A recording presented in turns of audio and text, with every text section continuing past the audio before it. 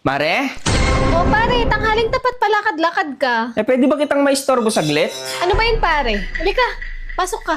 Inutusan ako ni kumare mo, Mare.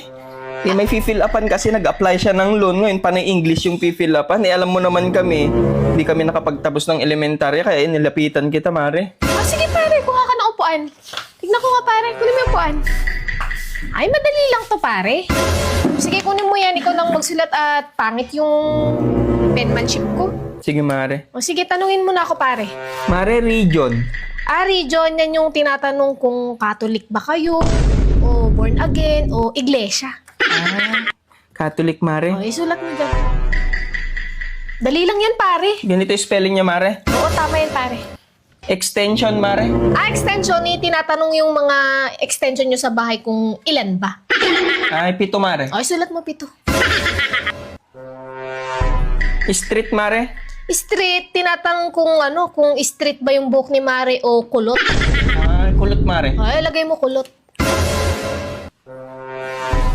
Dependence, Mare. Dependence. Ay, hindi. Skip mo na yan, pare, kasi depende sa'yo kung sasagutan mo, kaya dependence. Ay. Tin number, Mare. Tin number, isulat mo 11. 11? Oo, kasi ang susunod sa tin, 11. Ganun. Tin 11. Citizenship, Mare. Citizenship, senior.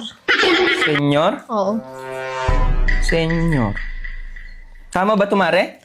Oo, tama, pare. Labor, Mare. Ay, tinatanong kung nung nanganak si Mare kung normal ba o CS nung nag-labor. Ay, normal, Mare. Oo, sulat mo normal. Ma-approve na kayo dyan, pare. Hahatian niyo ba ako dyan, pare? Oh, Mare, huwag ka mag-alala. Basta ma-fill upan lang to ng maayos.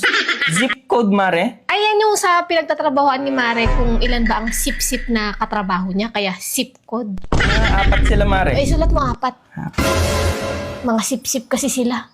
Purpose, Mare. Purpose, tinatanong dyan kung nakapag-purpose ka na ba kay Mare bago kayo kinasal. Ay, oo, Mare. Tapos na. Yes ka mo na lang. Yung sex, Mare. Ay, tinatanong kung kailan ang huling sex nyo ni Mare. Kagabi, Mare. Ay, sulat mo last night. Last night. Oh, yun lang naman, Mare. Uy, lang pala pare. Sigurado ma-approve yan, pare. Sige, Mare. Salamat, ha? Pare, yung hati ko dyan ha, pag Oo, na-approve yung loan nyo ha. Oo, wag ka mag-alala. Salamat, Mare. Sige pare, walang anuman. English major ako eh.